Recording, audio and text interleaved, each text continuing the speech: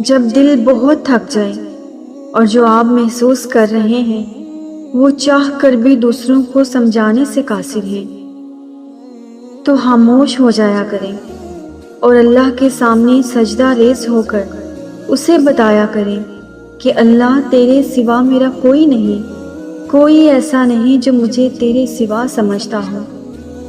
میں جانتی ہوں کہ ہر چیز پر صبر نہیں آتا اور ہر نقصان صبر کرنے والا بھی نہیں ہوتا، مگر وہ جو شہرگ سے بھی زیادہ قریب ہے، وہ جانتا ہے اس تکلیف کو جس سے تم اکیلے لڑ رہے ہو۔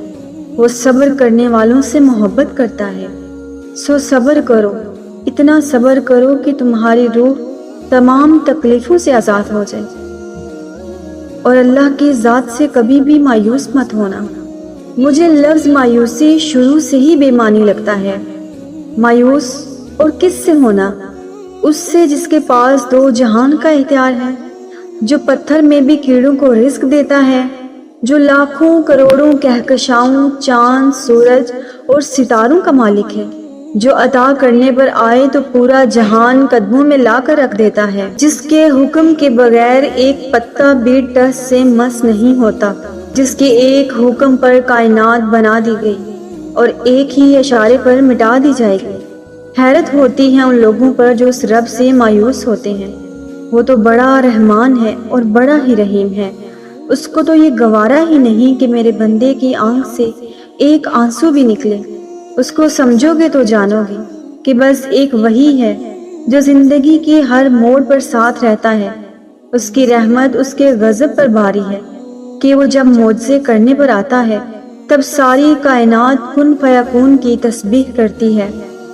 میرا اللہ تو وہ ہے جس کو میں سرگوشی میں بھی پکاروں تو وہ میری ہر پکار سن لیتا ہے، اور پھر میرے سارے دکھ درد دور کر کے فرماتا ہے کہ مجھے اپنے بندوں سے بڑا پیار ہے، میں ہر مانگنے والے کو عطا کرتا ہوں، میں انسان کی شہرگ سے بھی زیادہ قریب ہوں۔ یعنی کوئی ہے جو مجھے صرف مجھ سے محبت کرتا ہے کہ وہ میری ہر پکار سنتا ہے اور ہر پل میرے ساتھ رہتا ہے، اور وہ میرا رب ہے، ہاں وہی میرا رب ہے۔ جب انسان کو اس بات پر یقین ہو جائے کہ اللہ تعالیٰ ہی مسبب الاسباب ہے تو مایوسی کی بجائے اس کا ایمان اس بات پر پختہ اور کامل ہو جاتا ہے کہ اللہ کریم ہمارا خالق و مالک ہے، وہ کسی حال میں ہمیں تنہا نہیں چھوڑ سکتا۔ رب ذوالجلال ہمیں اپنے ان بندوں میں شامل فرما لیجئے جو تجھ پر کامل یقین رکھتے ہیں اور ہمیشہ اپنی ہر مشکل، تکلیف اور آزمائش میں صبر کرتے ہیں، اور جو صرف اللہ پر ہی بھروسہ کرتے ہیں۔